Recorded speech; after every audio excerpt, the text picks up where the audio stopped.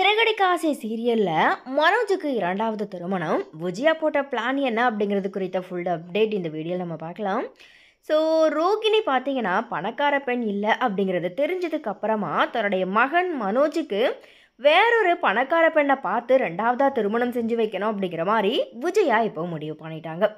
எப்படியாச்சும் ரோகிணியை மனோஜ்கிட்ட இருந்து பிரித்திடணும் அப்படிங்கிறதுக்காக அதுக்கான முயற்சிகளையுமே பார்த்தீங்கன்னா விஜயா வந்துட்டு தொடர்ந்து பண்ணிட்டு வராங்க. ஸோ இந்த நிலையில் ரவி வேலை பார்க்குற ஹோட்டல் எம்டி நீத்துவை தன்னுடைய மகன் மனோஜுக்கு மூன்றாவதாக திருமணம் செஞ்சு வைக்கிறதுக்கு விஜயா பார்த்தீங்கன்னா பிளான் போட்டுட்டு வராங்க. ஸோ மனோஜ் நீத்துவோட திருமணம் முடிஞ்சு வீட்டு வாசலில் வந்து நிற்கிறது போல் எல்லாமே விஜயா கனவெல்லாமே காண்றாங்க.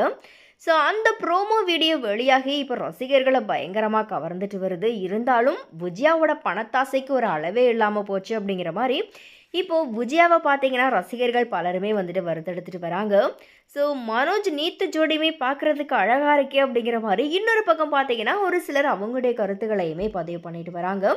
கண்டிப்பாக ரோகிணிக்கு வந்துட்டு இது தேவைதான். ரோகிணி மட்டும் மனோஜை ஏமாற்றி இருக்கிறாங்க.